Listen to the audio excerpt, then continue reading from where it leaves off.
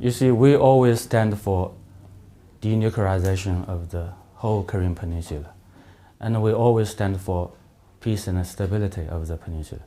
So we are opposed to any attempt by any party to escalate the situation. China and the U.S. were among those that agreed with the resolution at the UN and also with the harder sanctions this time against DPRK. Has China's position changed when you were talking to your American counterparts?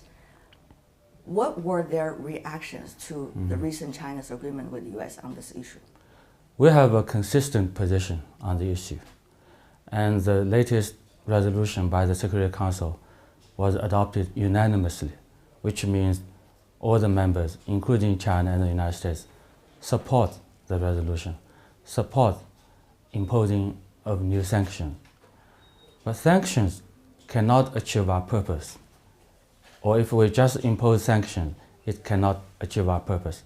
Our purpose is long-term peace and stability in the Korean Peninsula. So we have to make sure that nothing would happen that will disrupt overall stability in the Korean Peninsula. That's why we always believe that dialogue and negotiations is the only way out. China will do everything possible to restart negotiations, to make real progress toward the goals of denuclearization and stability and peace. What kind of negotiation are we talking about? 6-party talks or fewer than that? Or what has China done so far in order to so-called restart the negotiations? Well, the fact is the 6-party talks did play an important role over the years. For instance, back in the year 2005, we had the September 19th joint statement, which is really a milestone in the negotiation process.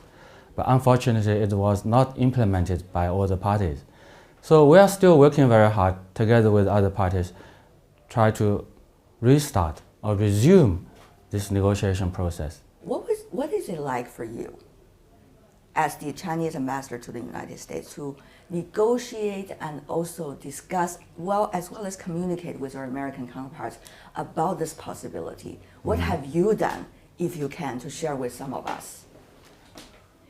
You see, about a dozen years ago, I took part in the 6-party talks. Yes, indeed. So I have shared my experience with my American friends and colleagues. What was that experience like?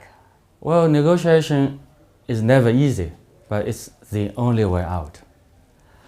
And everybody has to have some creative thinking, have to work harder so that there will be a meeting of minds.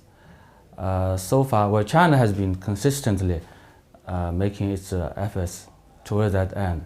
We just hope all the other parties will join us.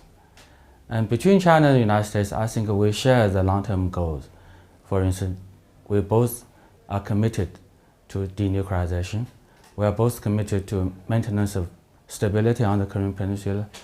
And the United States also stands for negotiation if it's possible. But I hope they will make more efforts to make negotiation happen. And also, between China and the United States, when we are working together on this important and sensitive issue, when we are coordinating our policies, it is extremely important that we should take good care of each other's vital concerns. For instance, the possible deployment of the THAAD system on the Korean Peninsula would negatively and greatly affect China's security interests. So we are opposed to that. We just hope that our American colleagues will really take this issue very seriously.